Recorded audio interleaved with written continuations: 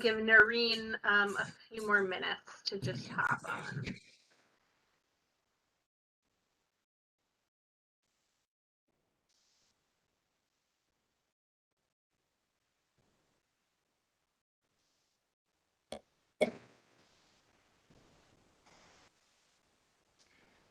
Richard, you get the second best location award, but you're not on a boat like Sean is. So You know, this isn't my boat behind me. there you go. Oh.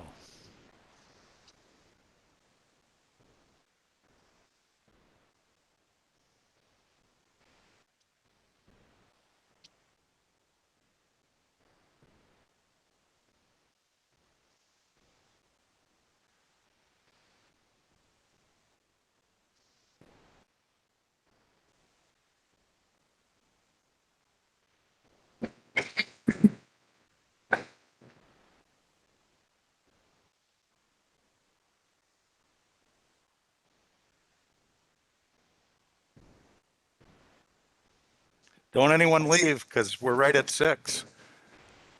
Board members. Well, if Richard got up, is he still part of the quorum? Oh.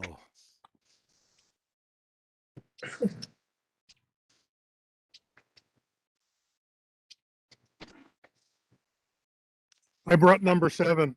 There you go. Who's that, Rich? This is Sadie.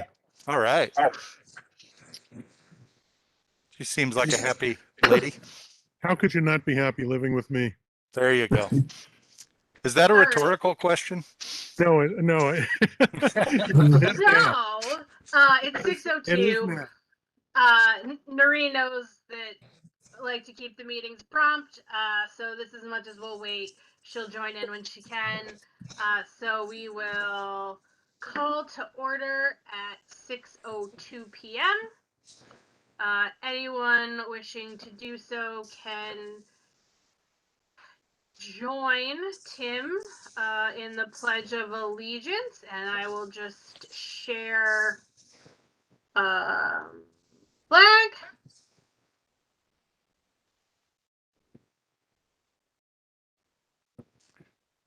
I pledge allegiance to the flag of the United States of America and to the republic for which it stands, one nation, under God, indivisible, with liberty and justice for all. Thank you, Tim.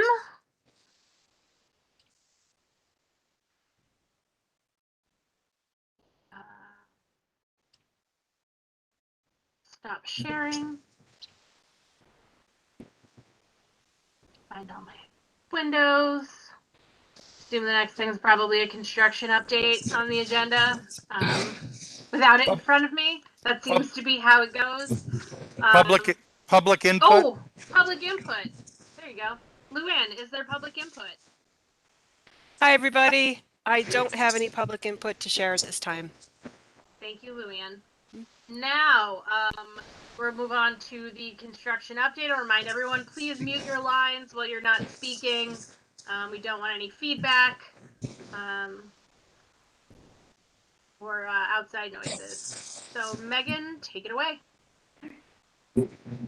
Hi, folks. How is everyone this evening? We are winding down on our construction updates for you because it's June and things are remaining on schedule. So this might be one of our last few updates, but first I'll turn it over to Kirk for the actual construction update of where things stand right now, and then I'll go over budget and such.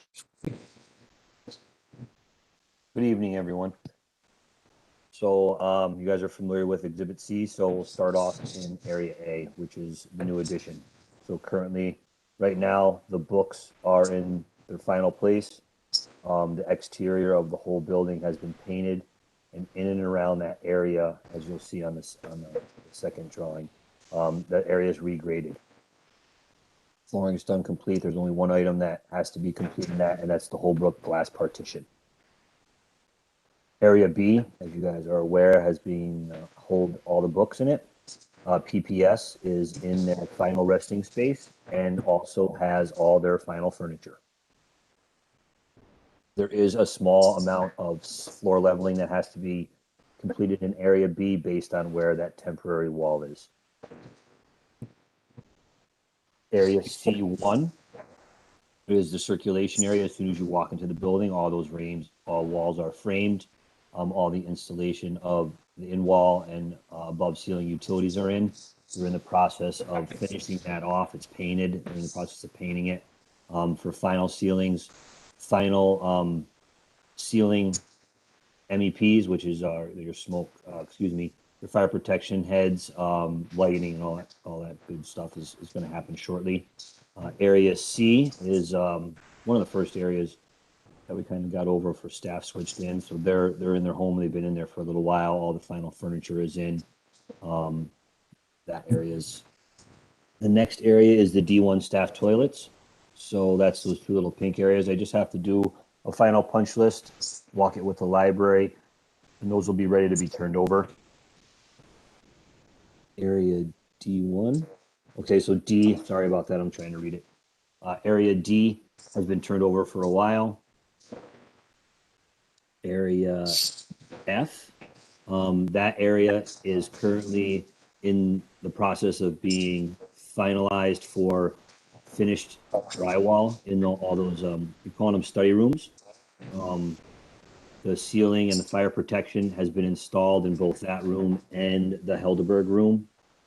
So that'll be finishing it up soon. The Tower Center, finally got it.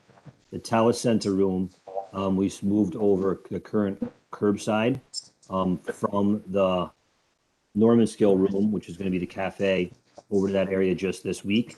And we started doing the floor saw cutting in the cafe so that they can start doing the drainage upgrades and then start putting that room back together again. The sprinkler room on the exterior, interior is complete. It's been painted and finished. And I know there's some pictures that you guys can actually see what that'll look like. You want to go over to, I think you guys are driving by the next map. There's the biggest update for visual wise, besides the painting, is the site work. So currently right now, that red area, that's all been regraded. All the painting's been done. It's ready for final seed and final plantings. The parking lot porous pavement has been completed. All the retaining walls are done. And the porous pavement parking lot has been striped. Currently, the biggest construction we have going on right now is in the green area. So all the underground utilities have been completed. As of today, they finished off all the new sidewalks, including the plazas. All the new curbing has been completed in those green areas, and it's going to be ready for binder shortly. The blue area, which is your newer lot, that's the existing lot. So that area is going to have, you can see if we just zoom in a little bit, but there's some dates on there. They're going to do a full removal of the rest of that blue parking lot, tentatively scheduled on the 23rd of next week. After that's done, that whole green and blue section will then be put in binder, which is the base coat of the asphalt, on that Thursday, with a final of the top course, which is the nice smooth that you guys see in your driveways. That's going to be completed as of right now, Friday the 25th, and some of that stuff is weather dependent.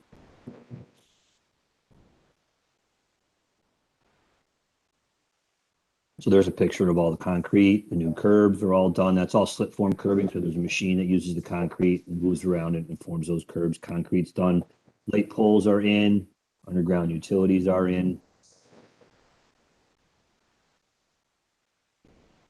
So there's the new asphalt parking lot as of this week. Also the stair railings for what is the access point down to the library, and then also the stair railing on the front of the parking lot that attaches up to the walkway on Western Avenue is also completed.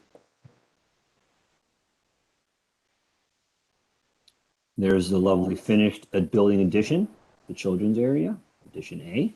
You can see it's all graded and ready for final seating. That is the new fire sprinkler room. So that's all matched and ready to go for final grading as they move around the building and work on areas to close themselves out. So that is the current area. Obviously, there's some books that have been placed in there, but I wanted to give you guys a good visual on how that room finished out. Now it looks like this. Yes. So obviously those, that 1 second picture she showed, those aren't the final homes. This is where we're just using to place some books. And some storage, some items so that we can capture area A, area, the Helderberg room, and area E. So that is looking into the new PPS program room.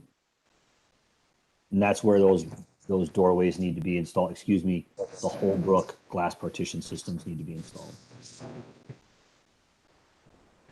So this is the kids area in the backside of area A. This area has the radiant heated floor. I think you're calling it the children's area. The activity room or the Children's drop-in activity play room. space. So there's some built-in, some custom pieces that still need to be finished in here, and this is currently where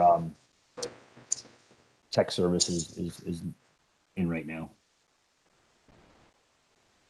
So you can see here, this is the main area in area F, which is your reading room. So that's where that new nice walkway is going to go in. You can see that the sprinkler pipe is up in there. It needs to be patched and then finished painted. And you can see the wall to the left.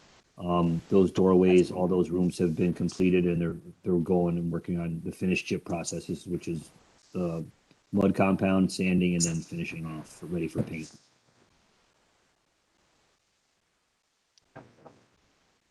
And then we have our budget in the format we've been looking at each month. So the first column is what we had allocated at the beginning of the construction work, some of the values that have been adjusted, and then our funds spent to date. So of our $5.1 million in construction contracts, we've paid out 3.6 or 3,665,000 and change. For our millwork budget, we've spent $261,733.37. We've used now $612,565.73 of the construction contingency for things like, the parking lot, repaving work, lighting upgrades in the Helderberg room, and the other things we've come up and addressed or in earlier months. We've spent $100,854.63 on the finished flooring purchase, which keeps us, below our anticipated budget, but we still haven't finished spending everything quite yet. In terms of soft costs, we've spent now 1.2 million of the 1.6 we had allocated. For FF&E, we've completed purchase orders for $755,983.64 for the furniture and fittings and equipment for the library spaces. We've spent $193,796.45 so far on our RFID system and additional technology, infrastructure, and equipment.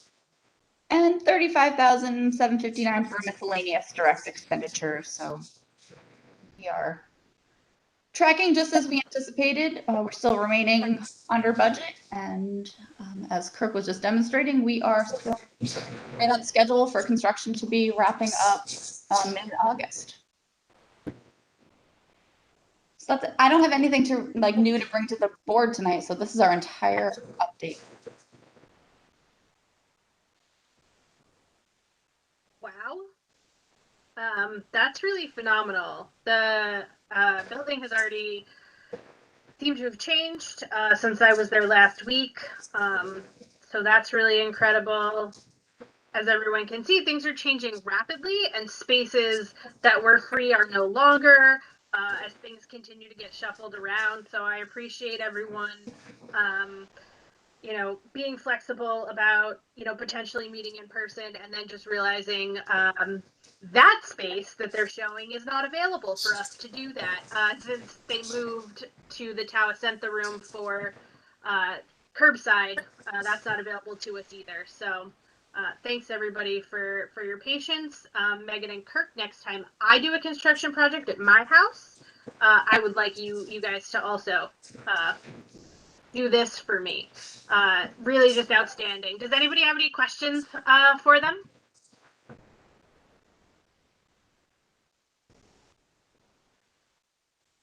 Barbara.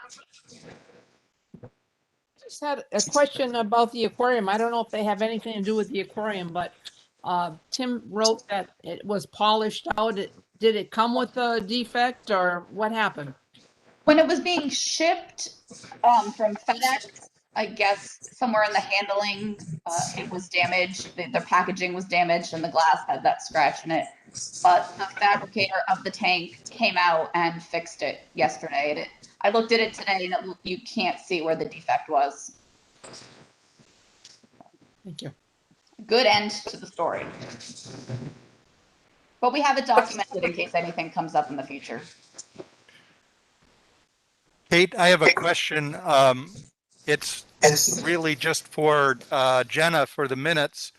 We have someone who's called in, but we don't know who it is. So if the caller could identify themselves. Hi, it's Norina. Oh, hi, Norina. How are you? Hi, good. I was just trying to listen in for a little bit. I have my girls in the car, so I'm muted. But I was just listening in. Okay.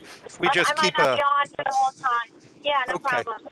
If you happen to think of it when you leave the meeting, just shoot me an email tomorrow and say, I checked out at 6:45 or something like that for the minutes.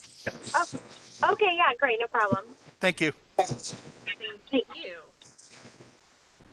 All right.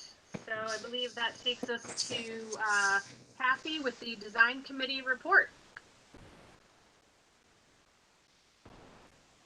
Okay, we had a brief meeting on June 3rd for the purpose of approving a change order to fix the plumbing. I think you probably are familiar with the plumbing issue by now, the situation where the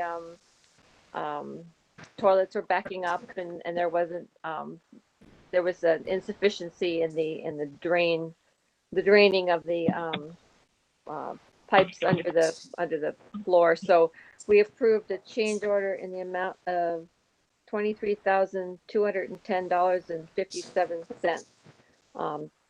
It included the concrete work was the most expensive at $21,267.53, and then actually fixing the pipe itself was $1,943 and I think 0 cents. So that was a special meeting just to try to get that going, because I think as Megan mentioned that the concrete work was taking some time to get it going once you ordered it. And then we had a meeting on June 9th and we had a number of change orders. There was a change order of $20,400 for a third party review of the systems.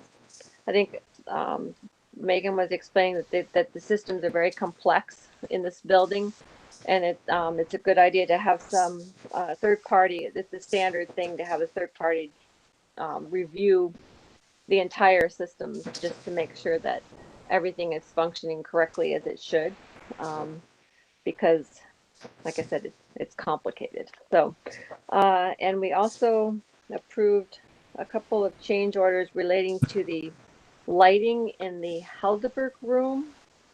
I guess it's kind of dim in there, and the lighting's really old, and it's hard to get parts for it if they can anymore. So it was updating the existing downlights for $18,017. I have my notes. I scribble so much. And upgrading the existing feature lighting, which is like for art, highlighting what's hanging on the walls, and that's where our lighting is really old. So upgrading that to state-of-the-art lighting was $25,076. And then we talked about the aquarium and the millwork around the aquarium, and also the that it's different on the adult side and the children's side. There's a bench on the children's side so that the children can see the aquarium better if they're a little short. So the millwork for that, that had come in at $22,267.93, and that's something that had been talked about before, but we hadn't got the number before. So, and so I think another trim, various trim at different points in the construction, including a cool rainbow effect on the children's help desk, and other millwork was $13.21. And let's see, I think it was also window trims, like a lot of different window trim and different trim work. I don't have too much detail on my notes, but it's $14,013.21. And then and then there was also like all what they talked about, like the toddler room, the benches, and other different items where kind of like for parents and children to sit in little nooks and things like that. That was $23,142.29. And I think we're well within our millwork budget, as I recall. Perfect summer glow. And then I think we've used, I think, $231,730.37 out of our $300,000 millwork budget so far. And then, so we have also some parking lot improvements, speed bumps, stripings, arrows, the like. That was $11,572.27. And then there was door hardware, changing the door hardware so that it was all consistent, so that they didn't have to have like a zillion keys. So that was door hardware improvement for $2,528.55. And let's see if that was it. Yes. The improvements to the lobby floor. We're gonna, like, the carpet was very threadbare, so the walk-up carpet is going to be replaced, and the existing bluestone is going to be cleaned, so it'll be nice and shiny and beautiful. And that was $4,784.84. And then we just talked about the aquarium not being shipped properly, and that's been all fixed and taken care of, as Megan mentioned. So that was my report. We had a lot of change orders. We've been busy. So Megan, is there anything else to add? Just can I clarify quickly on a few things? The first item that you referenced, that was the $20,500 value. That was for commissioning services. That was not a change order, but rather a professional service, similar to the third-party inspections we've done for the site work and the concrete work, to make sure that what we've specified was implemented appropriately, to make sure, when we did the site work, that the correct gauge of stone was actually being used as backfill. This is to make sure that the mechanical system is running perfectly in the work order that it was designed and is intended. We have detailed drawings, and there are competent installers on site doing this work, but these systems are more elaborate than residential, and sometimes things get inadvertently misinstalled or misaligned. And so the third-party company goes through and really double checks all of the assembly to make sure that a pump isn't running in reverse, or a filter access door hasn't been blocked by a sprinkler pipe. Just things that might come up in the next few years and become a challenge or an added expense. They're going to vet everything and make sure that everything is in proper working order when building gets handed back over to you. And they come back periodically through this upcoming year to see how the system is working in the shoulder seasons and then in the winter, just to make sure everything is as it should be. So it's a great feature that we figured with the budget being what it was, that we could take advantage of to make sure that there's not so many headaches as everything settles back in and you reopen to the public and you're in this expanded space. A lot of times in our library projects, the mechanical system sometimes is the challenging piece after the fact, getting everything up in running order and then staying in running order for that first year or two and just understanding it. So that was the first thing that we reviewed at our committee meeting last week. And then just all the millwork change orders that Kathy referenced, there are change orders to the general construction contract because they're providing them through their vendor. So our woods and stains match of some of the other pieces, but they're not being billed against our construction contingency, but rather our millwork budget, which we had broken out separately. So that's why those numbers got updated in our spreadsheet. And I think those are the two things I wanted to touch on. Sorry, I can't think of the third one. Richard has a question, and then Barbara. Actually have three. I'll ask the first two together. One is, what's happening with the electronic sign out front in terms of plans with that? And the second is that there was supposed to be a meeting about AV and tech capabilities in the meeting rooms and through the building, and I'm just wondering the status of that. The digital sign is scheduled to be replaced, I believe, in the next 2 weeks. I think the last week the supplier said there was a 3-week lead time, so that digital sign should be replaced in the next 3 to 4 weeks. As for technology, we had 2 preliminary meetings with myself, Tim, and Sean, and an audiovisual vendor to get some recommendations and talk about, Sean's goals and the management goals of the systems for the building. And I was going to then tag you in, Richard, once we fully established what it was that we wanted. Sean and I were talking about it today and sort of stepping back a little bit on a few spaces and seeing what's really necessary. So I was hoping to tag you in once we had a hard outline of what we were thinking about for these spaces to make sure it was consistent with your thoughts and whatever else you think might be another amenity that we might not have included. Perfect. But I didn't want to really take too much of your time going through those preliminary meetings. And I just wanted to more listen, but thank you. I'm glad it's still on track. My other question, and I should know this, drive-by, the interior of the storeroom and area A were painted red rather than bricked. And I should know this. Was that the plan all along, or are my eyes deceiving me? We were always going to use cementitious siding rather than make it a full masonry building or building addition.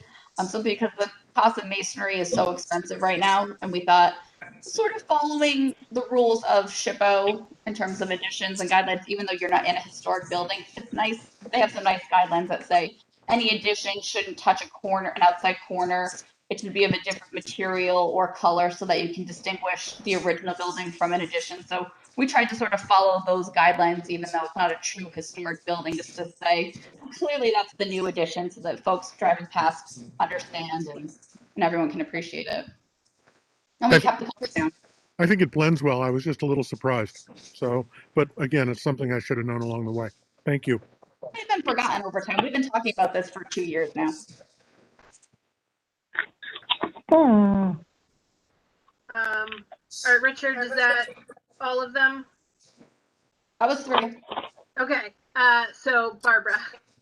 Okay, just a follow up to the millwork around the aquarium and the step stool. And I thought Kathy said it was only $22,000. What is involved in the millwork around the aquarium and the step stool that cost $22,000? There was more to it than that. That's what I was going to circle back to. Thank you. Right now we have a steel frame that's supporting the acrylic fish tank, and that frame is 3 feet tall so that the tank is at eye level for adults and children. But that original opening, that piece of glass was 10 feet wide and I think 9'6" tall. So we need to infill around it. So we've infilled with framing, and now we're actually going to put on the adult collection side hardwood cabinet doors so that it has a nice finished appearance frame around the top side and the bottom. But the aquarium technicians can access all the equipment at the bottom and above so that they can adjust the lights, clean the tanks, work on the filtration system below, all with easy access because they need to do that. Some of the things they need access to every 2 to 3 weeks, some things are monthly, some things are quarterly. They need a lot of access. And then on the children's side, we wanted to finish that as well. So there is a another curved soffit, a finished wall, and then removable panels above and below the tank as well for some access. And then there's a large foot, a step. It's a large step that's the 8-foot length of the fish tank and almost 2 feet deep, so that children can stand up one step and just be a little bit higher up to see more of the fish at the tank.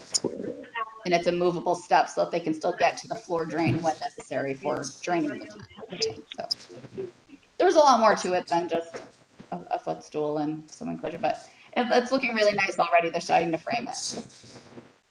Marcia, I see your hand. Just 1 second. We have a call-in number that we're getting a little feedback on. Please, if you would identify yourselves for the meeting minutes, and then mute your line when you're not speaking. Ends in 7-4. In fact, I'm getting some background noise from you now. Call-in number.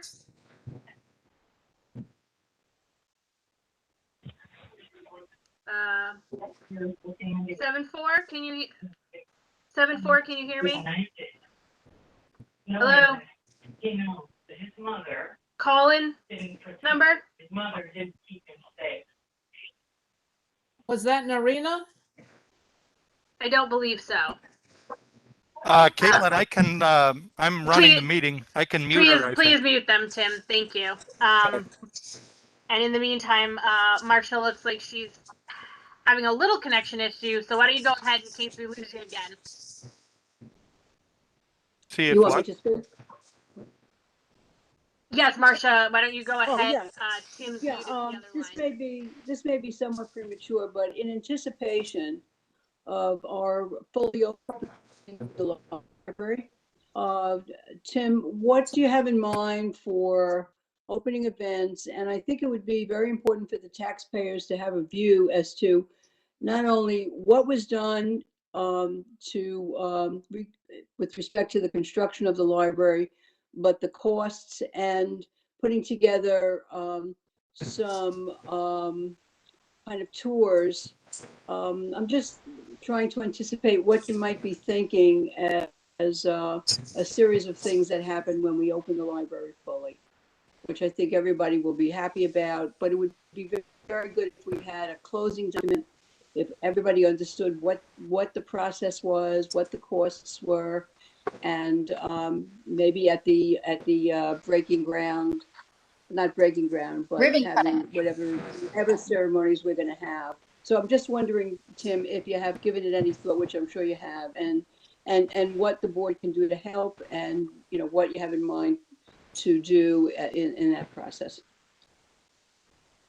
I'm happy to answer, Kate. Is this the right spot in the meeting for that? It's up to you. Probably not. Okay. I just mentioned it because Megan and Kurt were here. That's all. Typically, our office helps out with those sort of graphics or narratives and sort of like a brochure handout for the grand opening or tours that lead up to the grand opening. So we'll be happy to help with that. All right. Great. I could give a very quick summary if you'd like of what we've Sure, thought go of. ahead. Okay. Trying to keep it, and I appreciate the question. Certainly, Luann and I have been thinking about this. And so a ribbon cutting event, of course, is a natural, and we'd like to invite every board member who's been, part of the process, going back pretty much as far as we can. We might consider inviting the board members that were around for the 2012 referendum as well. We'd like to invite our 2 former directors in the area, Barbara Nichols Randall and Carol Hamblin. We think the foundation folks would like to be there, and all of our board folks would like to be there. Our staff as well, local politicians, and a number of members of the public who've served on committees for us during the process. And so a whole bunch of local folks for a ribbon cutting event. We also anticipate an event before we open, which would be for the local library community to just kind of have an open house where board members and staff members from libraries in Upper Hudson could drop in throughout the day and take a look at our new library. And I'm not sure if wrestling is the right idea, but we're working hard to establish a final calendar for everything that goes on from here to approximately Labor Day, or whenever the substantial completion of the event is, because there's a possibility that we would have a soft opening where people would be able to come in and begin using some limited services because others weren't established yet. And then an actual grand opening when everything was ready to go. Also, the foundation is coincidentally, no real connection to the building, but having a fundraising golf tournament on August 13th, a Friday. And we've been talking at the foundation about potentially having kind of a cocktail party inside the library in September, or maybe even early October, much like we did in 2017 when we were kicking off the campaign. And we'd be able to take advantage of the new rolling shelving in the main reading room and slide that out of the way and get a caterer and a band and bartenders and celebrate the library at $35 a ticket or something like that. So all those are events that we've talked about so far. And open to anything else as well, of course. And tours is a great idea, and finishing documents and graphics, a great idea as well. Thanks, Tim. Good update on all of your ideas. I'm excited to see which ones come to fruition. Anything else for the design committee report? No, I think that about covers it. Okay, great. So Megan, I'm not sure if you're aware of this. We're at a weird point in our year where we're going to be between trustees for a couple weeks, and that leaves you just at this point with Kathy and Peter on your design committee. I understand that is problematic since the attendance is only really regular by Kathy. Richard. I will volunteer to rejoin that committee if it would be of use. It would be of use. Thank you, Richard. Okay, this is great. Very quickly, I'm going to make a motion to amend the design and steering committee to be Kathy Barber, Peter Hubbard, and Richard Rubin. Is there a second? Second. Second by Barbara. I'm pretty sure this is going to be unanimous, so all in favor, raise your hands. 2 for Richard, thank you. Really fantastic. So, Megan, that'll get you through the July meeting to make sure that we can continue business for the next 2 weeks. Okay. That's great, thank you. You're welcome. Didn't want to leave you hanging, and my availability can be spotty. So, Tony, I think you're up now. I think that's it. Megan and Kirk, again, thank you. And can't wait to hear from you again. So, all right, treasurer's report and check register. Tony, please and thank you. Good evening, everyone. So I looked over the balance sheet, income statement, and the check register, and here are my comments. Starting with the income statement, you'll notice that there is just minor activity in terms of the revenues. Last month, we had one of the tax levy payments come in, but this month was not the case. One thing that stands out is the $36 of renewal project income.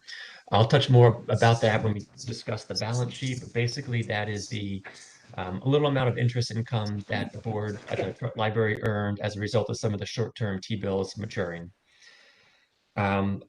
Going to the expenses came in a little bit lower this month compared to last month, but it does fall in line more with what was the net expenses for January, February, and March. There is an overall net loss of about $245,000 for the month. We would expect that to be shown on the asset side or the liability side of the balance sheet. So moving over to the balance sheet. Starting with the current assets, you'll notice a few things when comparing April to May. The cash operating account increased, and the T-bills, the short-term T-bills, and the money market funds went down. The reason for those fluctuations is there's a T-bill ladder, I think, of 1 month. So each month, some of the T-bills are going to mature, and the proceeds from that or the fair market value of that is going to be either put into the operating account, or it's going to go down to construction in process because those funds are earmarked for the construction costs. That's what happened in this scenario, and those T-bills maturing is what generated the $36 of income. Accounts payable, that did increase. Some of the operating expenses were not paid out, so they show up on the balance sheet as liabilities to be paid out in the future. So the balance sheet and income statement seem to fall in line with one another in terms of movements of cash. The check register, there wasn't a lot of activity on the check register for May. There's just a little bit of expenses for National Grid and a few other small things. I really don't have any comments about the May check register, given that there were only a couple transactions. But the ones that were there, utilities that seem to be reflected in the income statement, so I didn't have any issues with matching things up. And that's all I have. So I guess in a quick summary, the changes on the balance sheet are the result of the T-bills maturing. I would expect more of that to come in future months as that ladder does mature. And in theory, we should be able to see a little bit of interest income from that happening in future months as well. But all in all, the documents looked good. I could match the cash flow between all the statements, and it was a pleasure looking at that for you, and I'm open to any questions or comments that the board has. Thank you so much, Tony. I really liked that you said it was a pleasure to do it, because that takes a very special person to feel that way. So we're glad to have you, certainly. Is there any questions? Are there any questions? I had one. Tony, you're saying in theory those laddering accounts is the in theory part because the interest rates are completely out of our hands and it has nothing to do with anything that we do?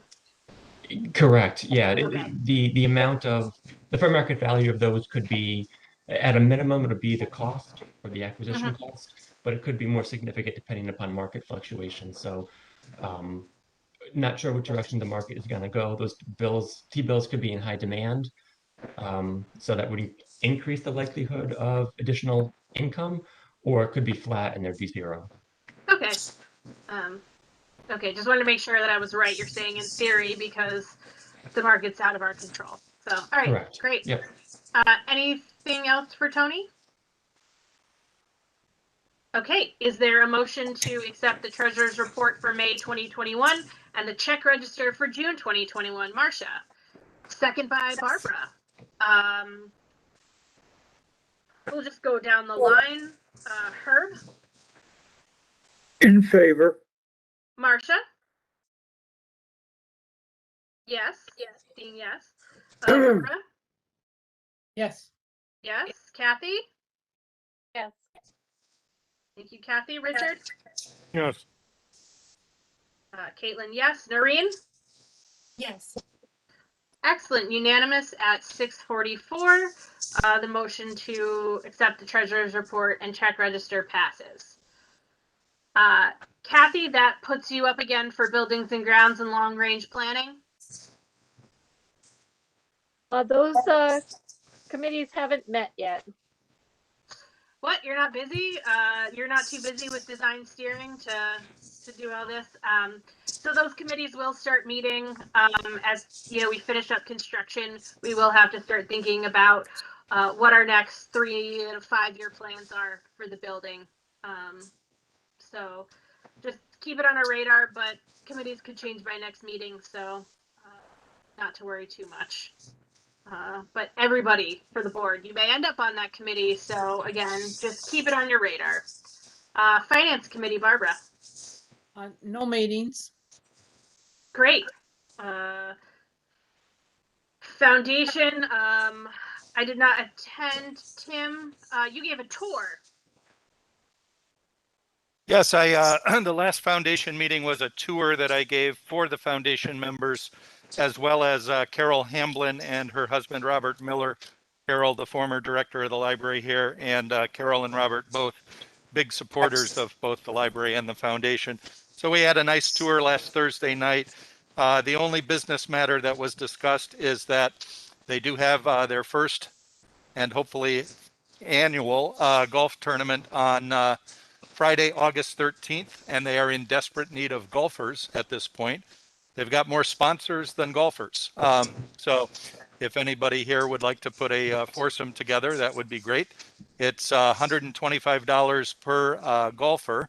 And then there's an after party. If you don't golf, there's a 19th hole party.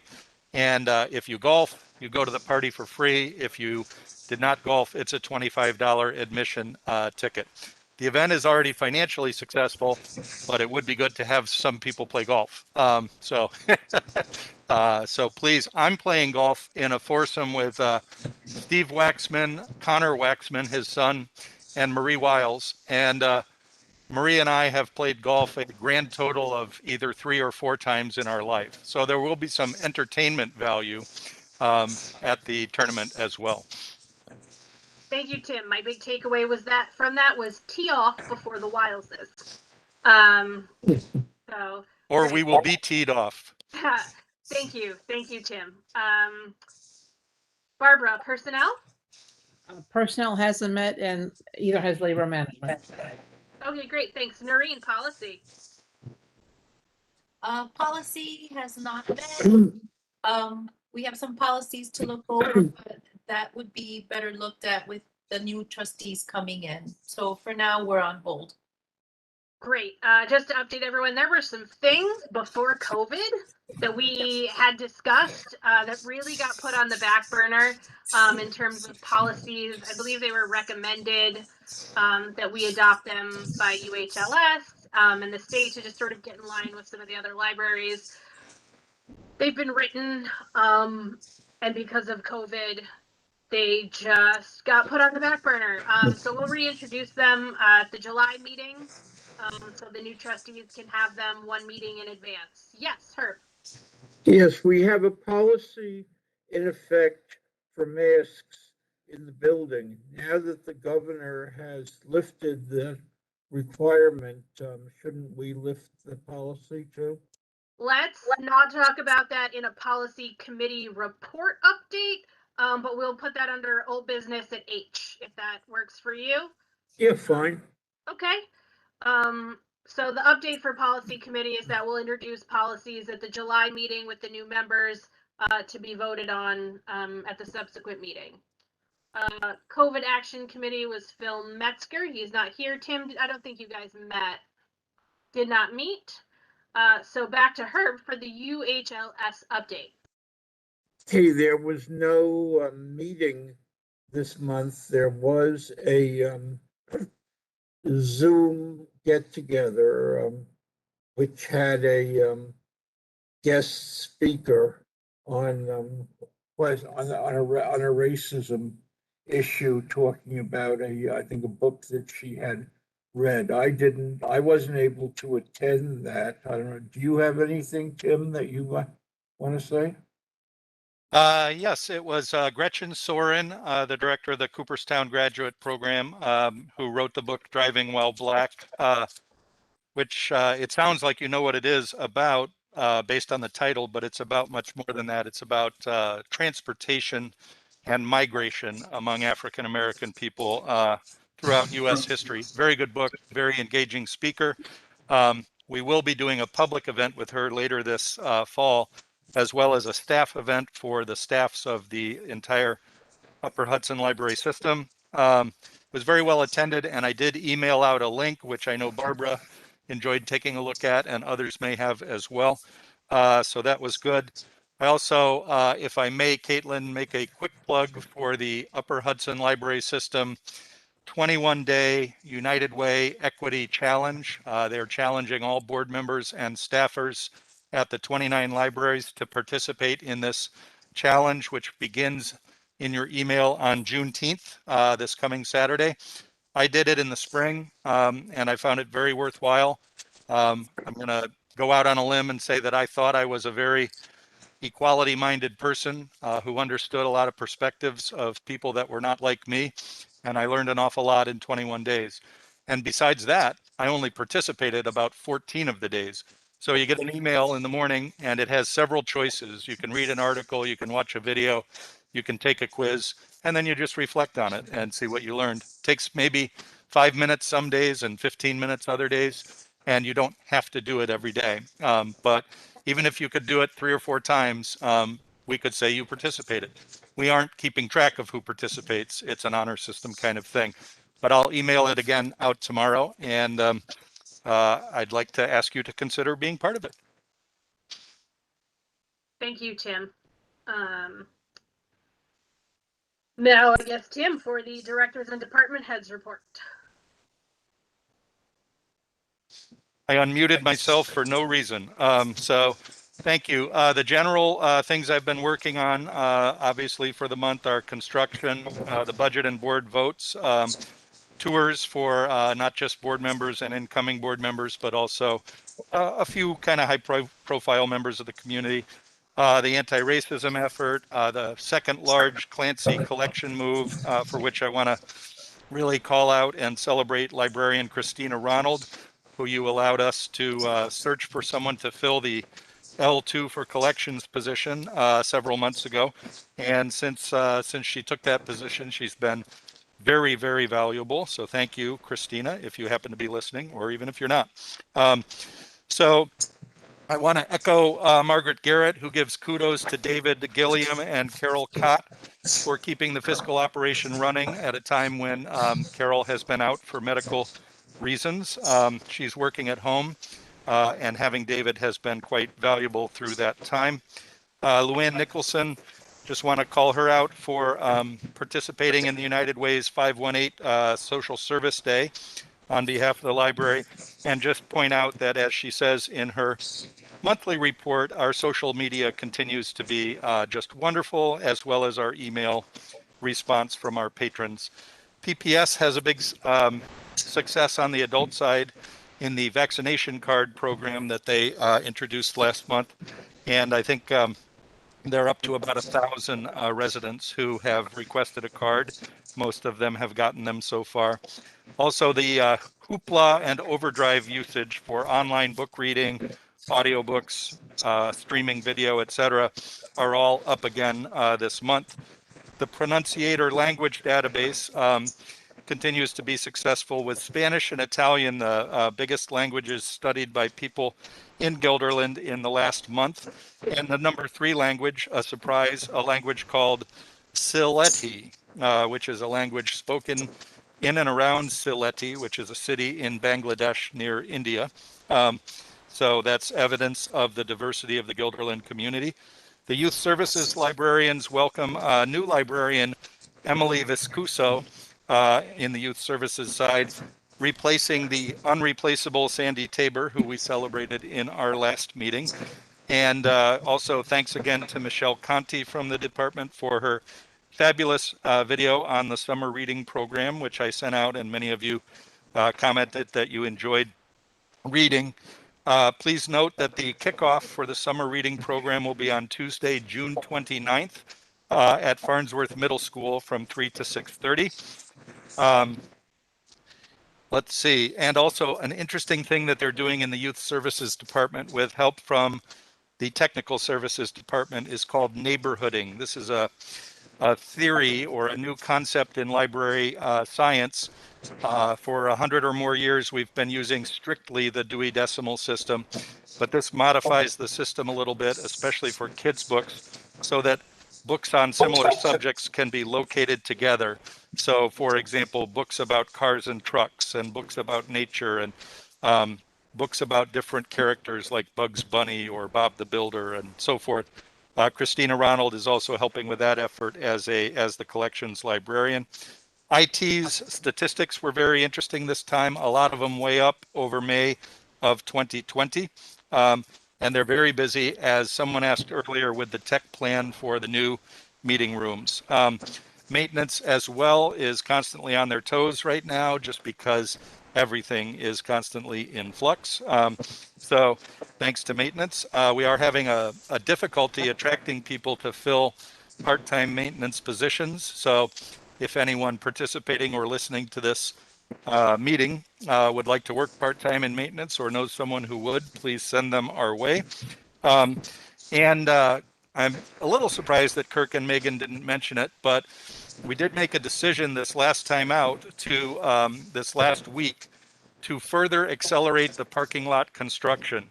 So where it was going to be done in those two colored zones that I think were blue and green on the map that Kirk was showing, one of those zones has already started, and the other will start on Wednesday, June 23rd. Now the library curbside services will be closed on June 22nd for Election Day, and then they'll be closed on the 23rd through the 25th for the entire parking lot to be paved, painted, and striped.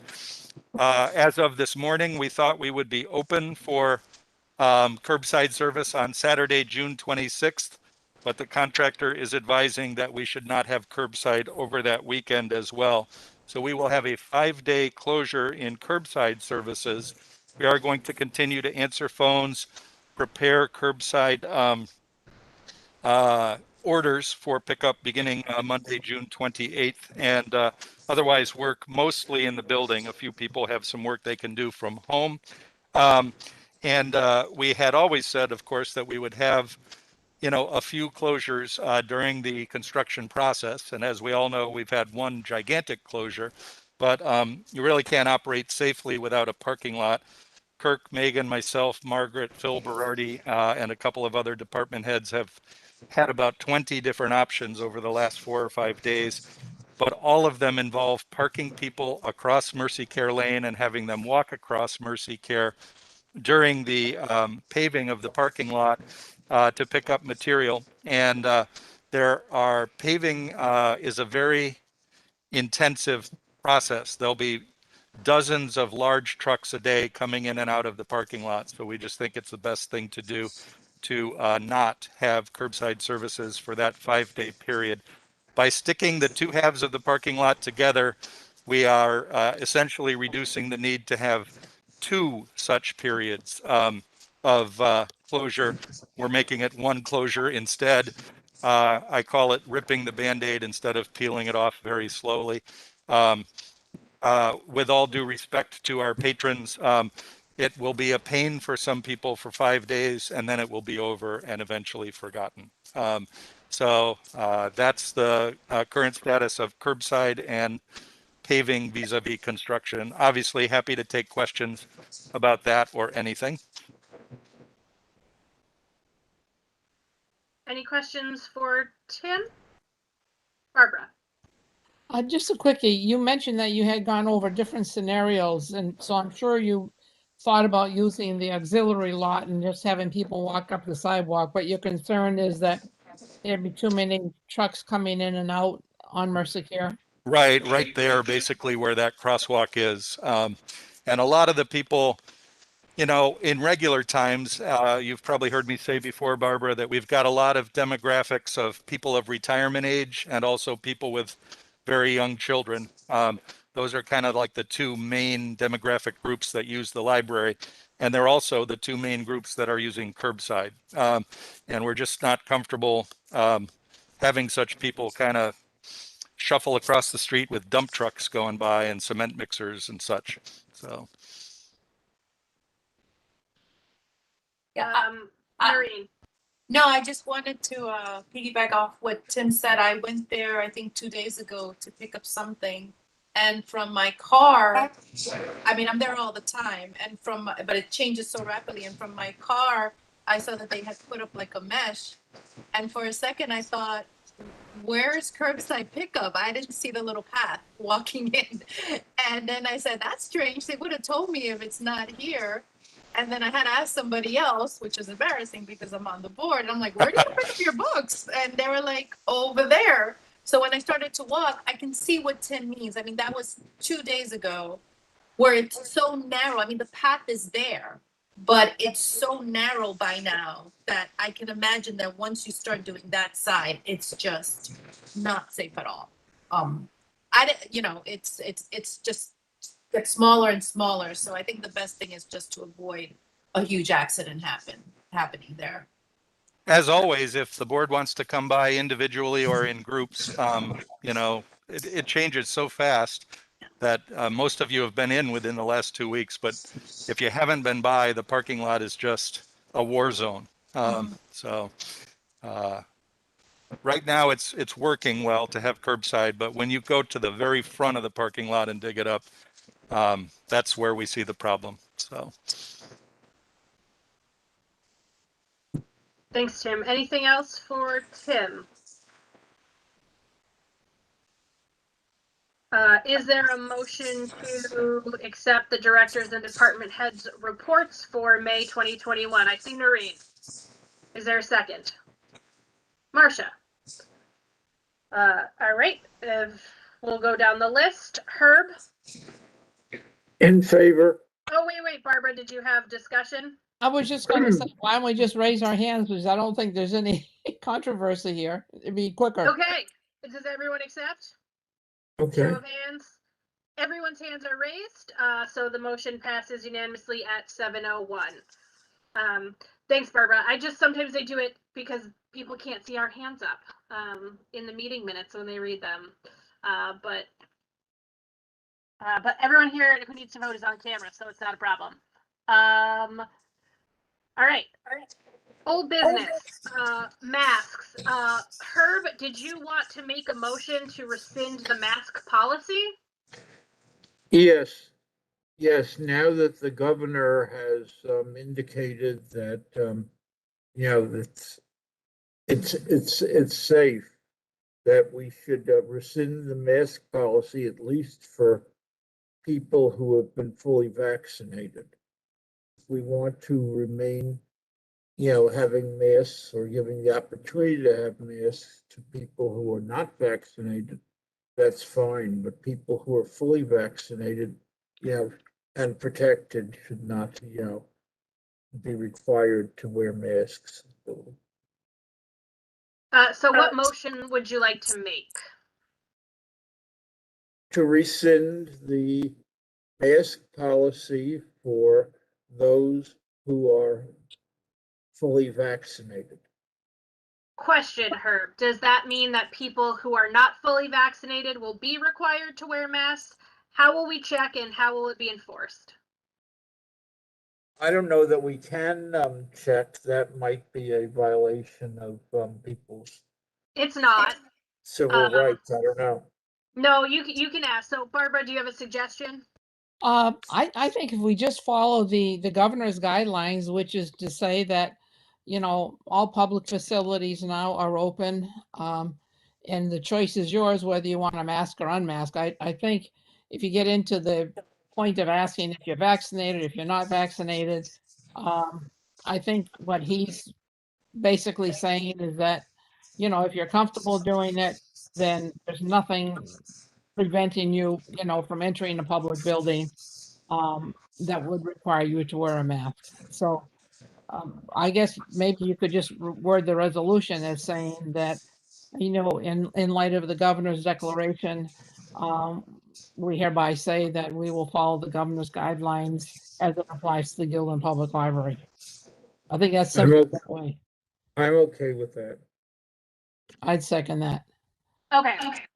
So Herb's motion is to rescind the mask policy and to follow the governor's guidelines on mask wearing, to strongly encourage mask wearing. I know that's what other libraries are doing. The wording of this is pretty important. So Herb, you're making the motion. So Yes. would you clearly state, I make a motion to, and then exactly what you want it to be Okay. for Kathy for the minutes. I make a motion to rescind the mask policy of the Guilderland Public Library and to follow the recommendations of Governor Cuomo concerning the wearing of masks in public buildings. Excellent. Thank you, Herb. Is there a second? I second that. Second by Barbara. Okay. And so it is time for discussion.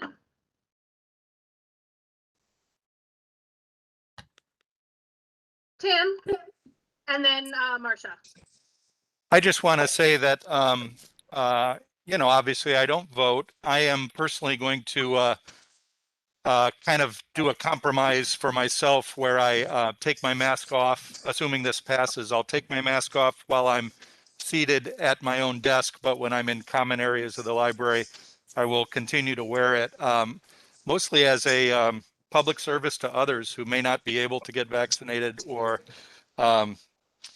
kids. Eventually the building will be full of kids, and kids under 12 do not have an ability to be vaccinated currently. So, I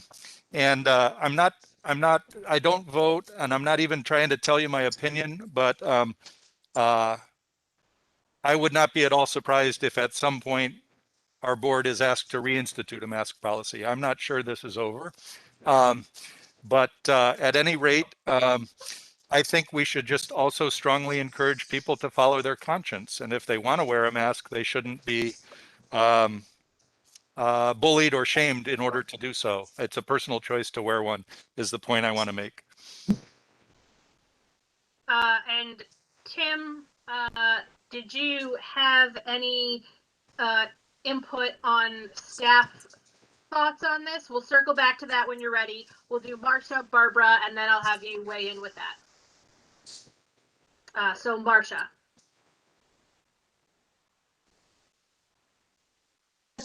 What is our current policy and what we're going to say? So I understand what we're voting on. Our current policy is everybody wears a mask. Is that correct? Everybody wears a mask. Correct. Masks are required. Okay. And what we're saying now is what? That people can or cannot So ask if they choose. The guidance from the governor is that people who are vaccinated may go without masks, but people who are unvaccinated should still continue to wear them. And we have no way of monitoring. We have no way of monitoring. Period. Correct. We have no way of monitoring. We could ask people. I'm not sure anyone, like any of the librarians would be comfortable. There would be no enforcement. And beyond all that, it still says that individual organizations. Tim, you're still on. Mm-hmm. And so there's no way to. It's an honor system. What were you saying, Tim? I think Tim was just unmuted temporarily. I seem to have lost audio. Is anyone speaking? Yes, Tim, I'm speaking. Can you hear me? So Tim can't hear me. But I believe it looks like. Can anyone hear me? I can hear you now. Yeah. Okay. Tim, you were just unmuted for a moment while you were responding to someone in the room with you. So we got a little feedback for a second. Sorry about that. So that's okay. Correct. So Marcia, it's all around the state. It's an honor system at this point, or individual businesses can have their own policies, but there's no longer a statewide mask mandate. Okay, so there's nothing to prohibit us from continuing our policy, correct? Correct. Thank you. Barbara. I guess I'm unmuted. I think we'd sort of be out of the loop if we don't allow people to enter the building that are comfortable being unmasked. I mean, that was the whole purpose of the vaccination program, to develop the herd immunity. And if people are uncomfortable and they still want to wear a mask, then that's fine. And there's not going to be any sign that says, you know, you're crazy for wearing a mask or you're crazy for not wearing a mask. It's a matter of personal choice.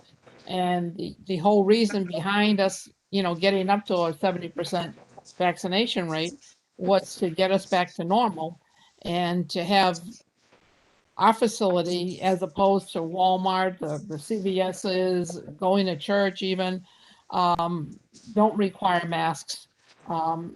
If you feel comfortable not wearing a mask, I think it would be a, you know, a disservice. And particularly, I mean, it is so crazy for Tim to be on screen right now with a mask on when he's sitting in his office.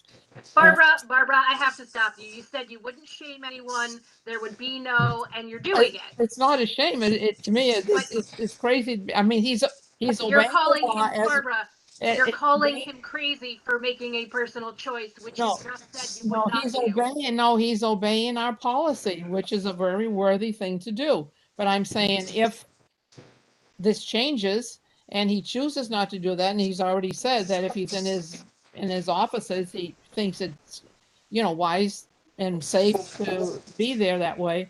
It's but anyway, getting back to the original thing, you know, the governor and all the health departments and everybody are saying, you know, if you're comfortable, you don't have to wear masks. And I would just like to see us, you know, change the policy so that maybe in July we can meet in person without, you know, having to be masked up.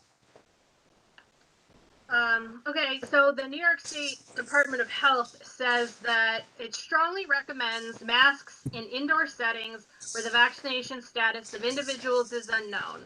I also want to counter your 70%, Barbara. It was a really great fireworks display on Governor Mario Cuomo's birthday, but it's 70% of adults have gotten their first dose. We are not at herd immunity. We are not at 70% of the population being vaccinated, fully vaccinated. And there's a significant number of our patrons who are not yet eligible to receive vaccines. So just keep those things in mind. The 70% is a great statistic to put out there, but at the same time, it is a bit misrepresentative of us reaching herd immunity. We're not even close. We're at 50% of our population has gotten one dose, or, you know, is fully vaccinated. 70% of adults have one dose. That's not herd immunity. That's not even close. So do we continue to say people have the individual, you know, freedom to make the choice? Or do we say that, you know, we go with the DOH guidelines? We don't know the vaccinations of status of individuals. So that's up for our board to decide. Kathy.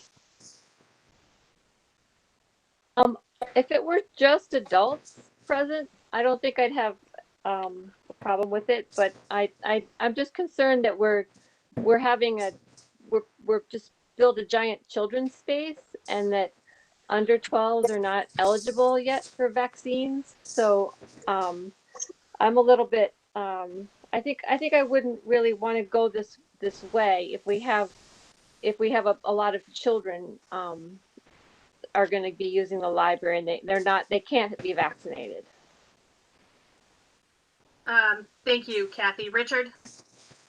I would like to move to table this and for it to be considered by the COVID committee of the board. Okay, is there a second on Richard's motion to table? Second by Kathy. So I'm going to ask you, Herb, since you know better than anybody else the procedures here. Do we vote? We vote on the motion to table? Yes, the yes. motion to table is not debatable. Okay, so we just motion to table, vote right now. Yes. Got it. Thank you, Herb. So we'll do a roll call on the motion to table. Herb? No.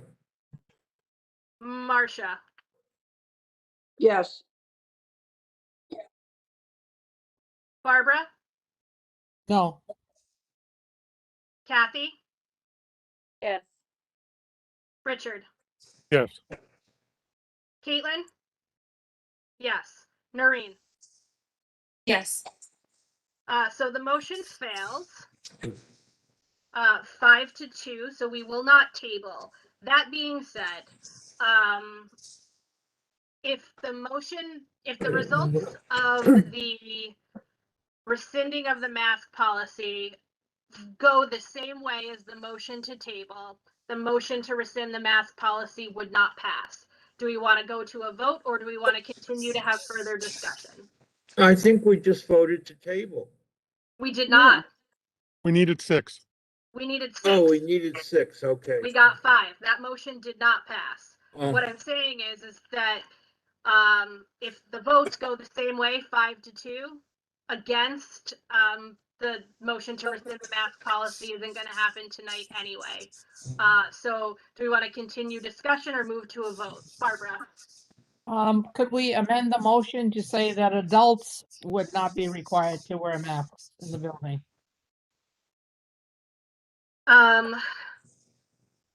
What's an adult?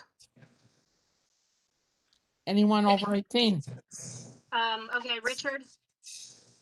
Children are not protected from unvaccinated adults. And that's really going to have no effect. So is there, Barbara, are you making an official motion to amend or just a suggestion? It was just a suggestion, but Okay. my concern is with the kids.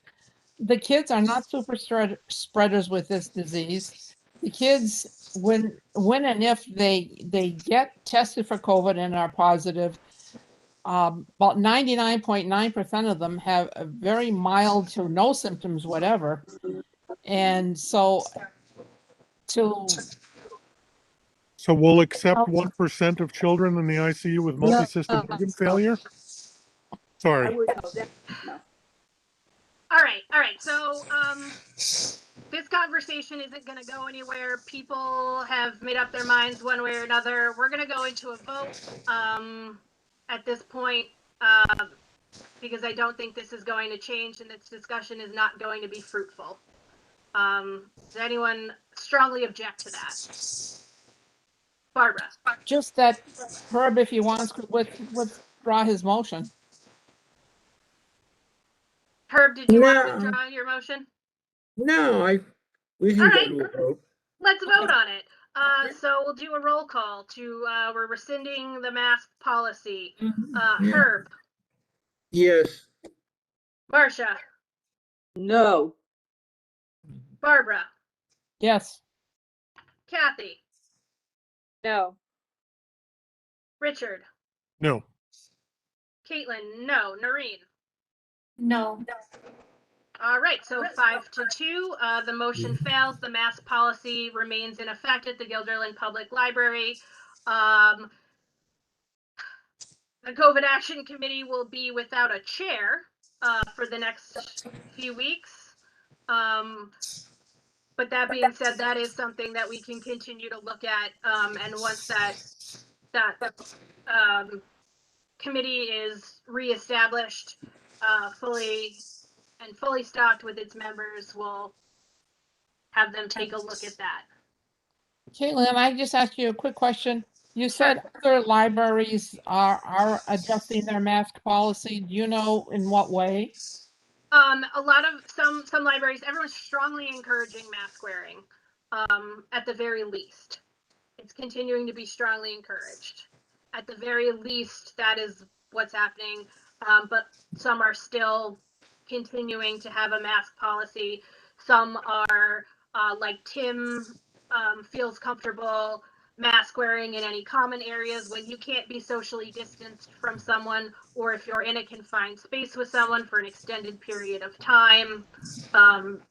You know, they're still recommending that continues to be masked. But I don't have a breakdown of what every library in the Upper Hudson system is doing. I've just sort of seen a gamut of things. So if there's nothing else, we'll move to new business. Okay.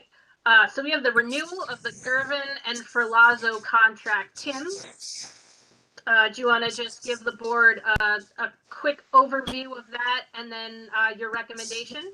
Sure. So Gervin and Ferlazzo has been our law firm ever since I've been at the library, which is close to 8 years. And for several years before that, I believe. Chris Lanchanton is our lead lawyer. And they've done a generally very good job for us. In the 8 years, they have not yet raised their price.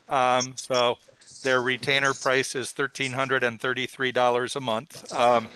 And I find it a little bit pleasantly surprising that the price has not gone up in the last year or so. I would also add that searching for a new law firm at this point in time, with construction wrapping up and with labor negotiations starting about December or January for the next 3-year contract, I would not advise trying to switch lawyers at this time. Does anybody have any questions for Tim? Is there any discussion on this? Does anyone want to make a motion to renew the Gervin and Ferlazzo contract? Hold on. Yeah, Tim. Isn't I it, see Richard and Barbara. Isn't it technically that would be done at the July annual meeting? Even though they've set their renewal price at this point, I thought we did all of our renewals in July. Ooh, I don't recall. That's a good question. It's bolded on my agenda, which usually means it needs a motion. But I could be wrong. Margaret, am I off base on that? I believe we conduct the affirmation at the July meeting, but I don't think it's unreasonable to go ahead and sign the contract if the board approves that this evening. Thank you. Richard, you're muted. So moved. Motion by Richard to renew the contract for Gervin and Ferlazzo. Is there a second? Second. Second by Barbara. I think we could, any discussion, or should we move to vote? I see no discussion. We'll quickly go down the list. Herb? Yes. Marcia? Yes. Barbara? Yes. Kathy? Yes. Richard? Yes. Caitlin, yes. Noreen? Yes. Yes, unanimous at 7:23.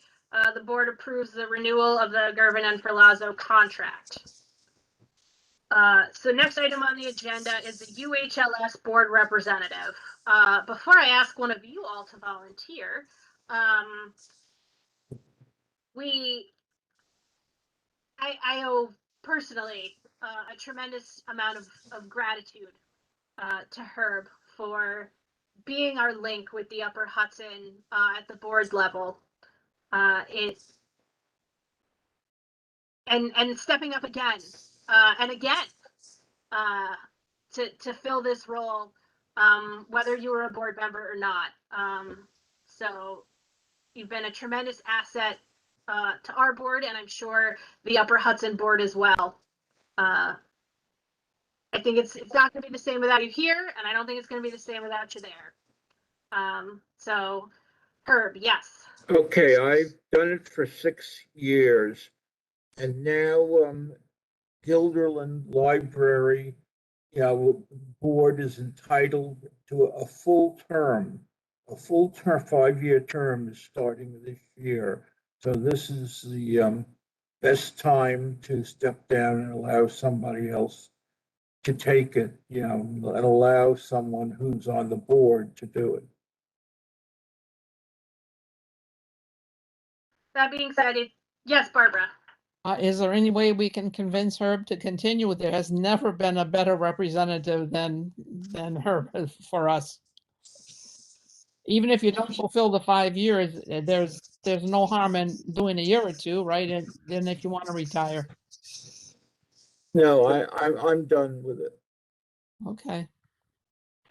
So does that mean you're volunteering, Barbara? I've been in contact with Tim Burke.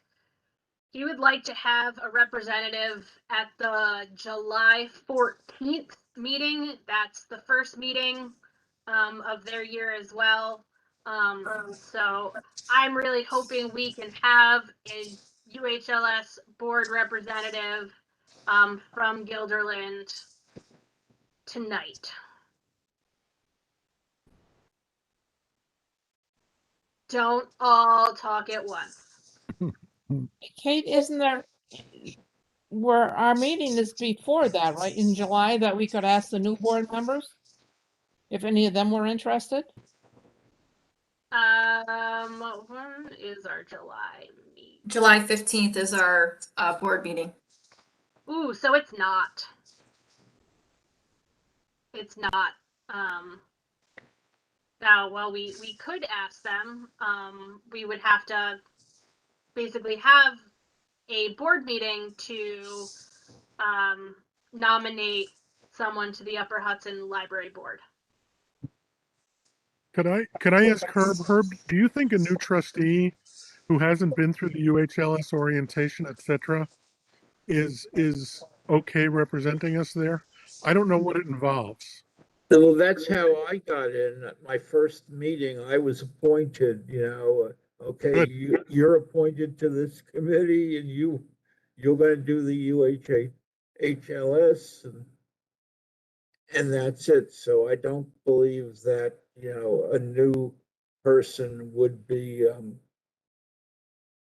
have any big impediment for that. There is training. Tim Burke will come to the library to meet with the person, and then there is an orientation session with new delegates to the UHLS. I don't know how they're going to do it this year. Yeah, when I did it, I went to the location and with a couple other people who were new, and we had the orientation session.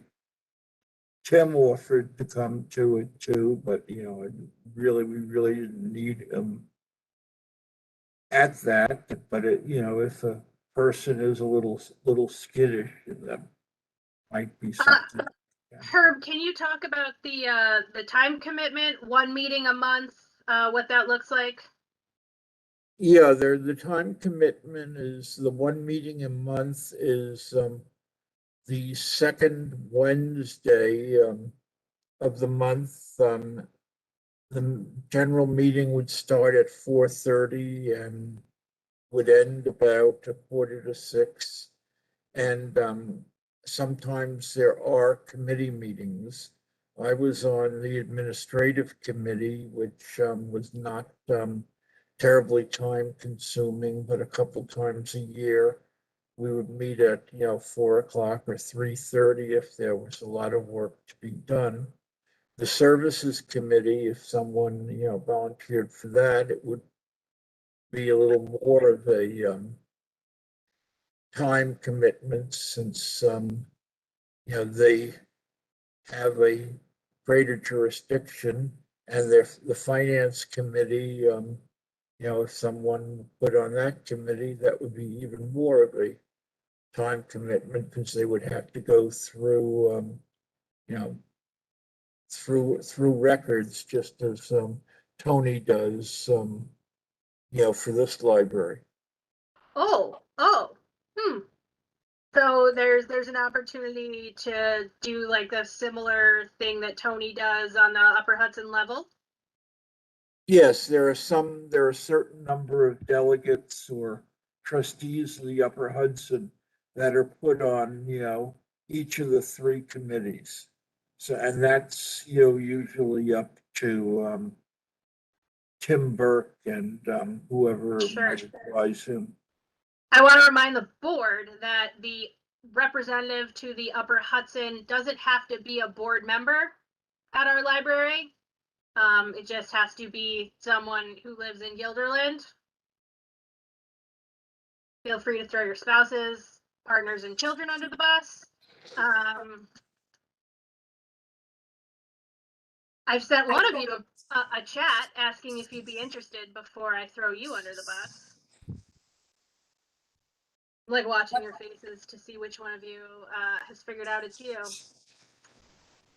So that was a regulation that was changed a couple of years ago when Colony was unable to find a trustee to do it. So they changed it to allow a non-trustee to be the representative of the, at least of the,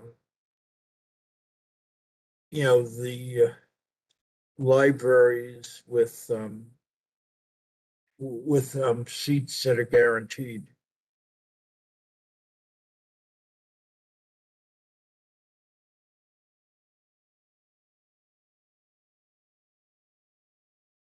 So, Marina's smiling. Noreen, because Noreen knows it's not her. Because the crickets are getting louder. So is there anyone who would be interested in the role? Feel free to speak up. I wanted to say I cannot, and that's why I don't step up. I don't like to take things on that I can't complete. But I did want to say to her, thank you so much for being an incredible liaison. Honestly, you make it look effortless, and I know it's not, and there's more involved in that. And I also wanted to say thank you for, coming back when we really needed someone with your acumen. Sincerely, heartfelt to you. And I know, I'm sorry, I don't know if I can do this right now, but I also wanted to give a shout out to Phil, who's not here tonight, and also say thank you for, coming back. Both guys are incredible. And, just wanted to say, it's hard, it's a shoes to fill. So thank you very much. I got an email from Tim Burke today that said he really wants this done so they can have somebody sworn in by the 14th. Tony? Hi. If it's okay with the board, I will volunteer for the position.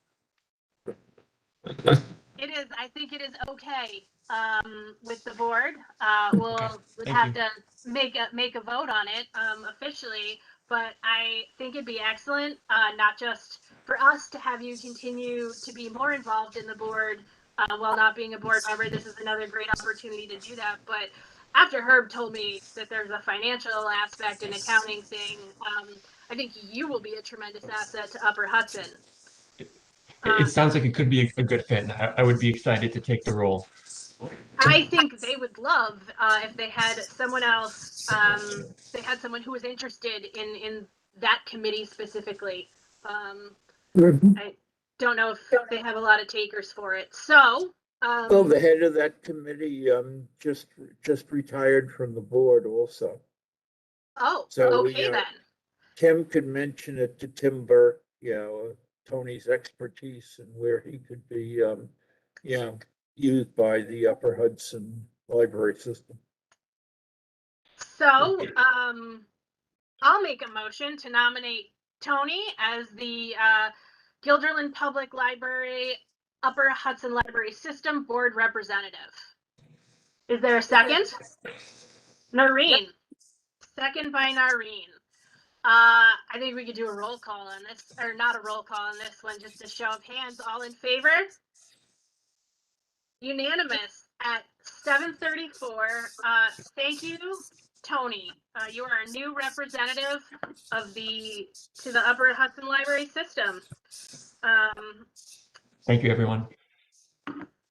It'll be big shoes to fill, Herb, but thank you. So just sort of new business. The design steering committee is tossing around some names for the new meeting rooms and study rooms, or not the new meeting rooms, the study rooms, I'm sorry. And there'll be something to present to the board perhaps at the next meeting, because if we want to have a soft opening in August, we've got to get that done. So I know Tim had sent around some interesting historical names. And so the committee was going to pare down the list a little bit and make some recommendations to the board to vote on at a later date. So keep that on your radar. We'll be talking about that at the next meeting. So the minutes of the regular board meeting from May, we've got to approve those. Jenna, I don't think anyone has to abstain that's present. Correct. All right, so is there a motion to approve the minutes of the regular board meeting from May 20th, 2021? Barbara, second by Noreen. All in favor? Show of hands. Aye. Unanimous at 7:35. All right. Is there public input, Luann?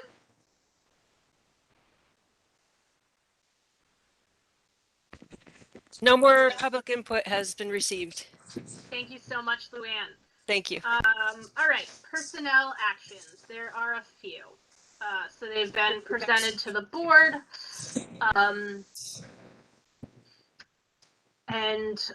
So just wanted to make it clear to everyone a little bit about the process. We don't have to go into executive session unless there's something of a personal matter about any of these, which Tim needs to discuss with us. If we don't need to do that, we can continue in the open meeting. No public monies can be spent in executive session. So all of these votes have to happen, or I guess a vote to approve these has to be in the public meeting. The salaries don't have to be read. They're a matter of the contract on record with the unions, or if they're MCs, the employees themselves. So we don't have to include that when we read it. So we just sort of have to give name, position, effective date.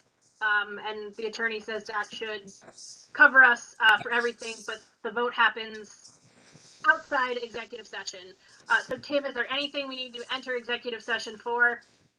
No, but we might ask Jenna if the board has the most recent list of amended personnel actions. Okay, I'm sorry, but I only sent it to the board officers. Oh, okay, so then I don't have it either, it looks like. I have it. I'm going to okay. read them. I'm going to read them all so they're in the record. But first, Barbara, did you have a question? I just have a quick question. You mentioned the union contracts. Did we ever get the final contracts that I know we've been asking about for months? I know they were in process, but I don't know if we ever did receive a final copy that, We have not. This is Margaret. We have not received printed copies. This is so unusual. We've done about 3 of these contracts and it's never, ever, taken this long. Do you know where the holdup is? I have a suggestion. Maybe the chair of the Labor Management Committee could take that up with the unions. And we could have a meeting and sort of air our grievance on that with them. I don't think there's been a Labor Management Committee meeting in a while. And if we don't have contracts, it seems like we should, if we don't have printed contracts, it seems like we should have a meeting just to tell them to their faces they owe us one. Margaret, what's the best course of action for us to take to go about getting printed copies of that contract? Well, it's not for lack of asking. I mean, we can approach Chris Lanchanton and I can CC the president of each unit in the building to see if they can move it along and talk to their labor reps. I can also CC the labor reps for that matter. If, Tim, you think that would help? I think it would. I would imagine, Barbara, that it's all COVID related. It's just been such a strange year. I believe we received an electronic copy shortly after concluding the contract. I just think it's never been printed up or given to us if it has been printed up. I think that was Unit 2, but I don't think we have a document for Unit 1. Okay. Barbara, thank you for bringing that to our attention. We should get those. We should work to get them from all angles that we possibly can. So Margaret, please do what you can. Barbara, let's work on something from the board level to labor management committee, to meeting with them to try and get that done. So, all right, is everybody ready for me to read the personnel actions? I have the list, Jenna, revised 6/16/21. Is that correct? Yes. Okay. I will read them all. There are three parts. There's rescinding appointments, accepting resignations, and approving appointments. So first, to rescind the appointment of Alexandra Minuto, part-time library page and access services department. To accept the resignations of Sean Cleesgen's part-time library page in access services department effective May 14th, 2021. To accept, and the other resignation is Ryan Walsh, part-time library page in access services department effective May 27th. And then we're approving the appointments of Gianna Fonti, part-time library page and access services department effective June 8th, 2021. Olivia Rutherford, part-time library page and access services department effective June 10th, 2021. Kathy Zazarine, part-time library clerk in access services department effective June 16th, 2021. Quinn Fei Chen, part-time library clerk to full-time library clerk in access services department effective June 21, 2021. Leah Canuse, part-time library page and access services department effective June 23rd, 2021. Erica Irwin, part-time library page and access services effective June 25th, 2021. Riley Rohauer, part-time library page and access services effective June 30th, 2021. Those are all the actions presented tonight. Tim, can you just answer a question for me? The part-time library clerks, is this like a regular thing that happens this time of year, regardless of the year? Do you mean the pages who resigned? Yes, and then I guess we're replacing them rather Right. quickly. Yeah. Okay. Yeah, so the just very quickly, the rescinded appointment is someone who accepted a job and then accepted a different job, I guess. The resignations of the two young men, they basically aged out. They both got better jobs and moved on. They were both great guys. And the appointments, pages and clerks in general are part-time employees in the circulation department. And it's been hard to keep all of them employed during the pandemic because we didn't have hours for them. So when we expanded the hours on June 1st, the service hours, we had to have more pages and clerks in order to carry that work out. And these are all dollar figures or hours figures that were in the budget. We just weren't using the hours during COVID. So no new expenditure that isn't in the budget, but just we had lost some people due to sort of COVID-related attrition. Thank you, Tim. Is there a motion to accept the personnel actions as? Is there a motion to accept the personnel actions as presented? Noreen, is there a second? Herb, any discussion or questions? Marcia? I can't tell. Marcia, do you have a question? Okay, your hand just froze up, trying to second that motion, so I wasn't sure. All in favor, raise your hand, say aye. Aye, unanimous at 7:44. We approve all of the personnel actions as presented. So the next annual trustee annual regular business meeting, July 15th. Tony, you've got a meeting on the 14th. I will put you in touch with Tim Burke of Upper Hudson. Probably first thing tomorrow when I get there. I'm going to try, like the rest of you, enjoy the last hour of outside time that we get. Maybe even more. Tomorrow's the longest day of the year. So we're coming up on it. So like, get out there and enjoy it if you can. Is there a motion to adjourn? Motion, Herb.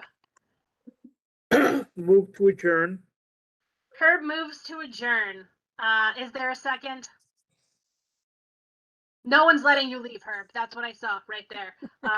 Second by Noreen. All in favor? Aye. All right. At 7:46, the motion to adjourn is unanimous. Thank you, everyone. Enjoy your evening.